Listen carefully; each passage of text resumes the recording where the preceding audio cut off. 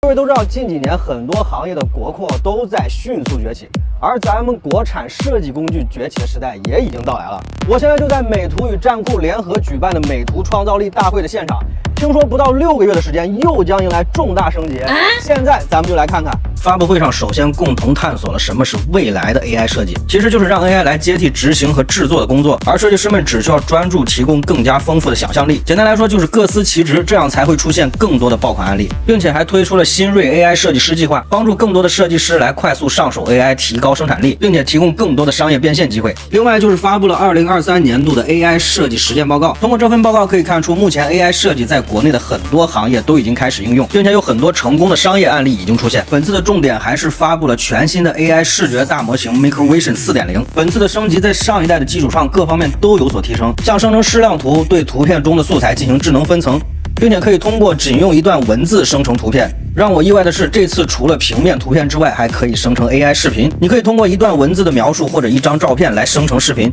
并且还提供了8种运镜方式。这个功能有多好用就不用我多说了吧，并且下个月就会上线，感兴趣的各位可以尝试一下哦。这次发布会给我的总体感觉真是万万没想到，短短几个月的时间，美图在设计工具中的 AI 应用已经到了炉火纯青的地步。这些 AI 不仅能帮助设计师提高生产力，还能帮助普通人实现脑海中想象的画面，真的只能说国产牛逼。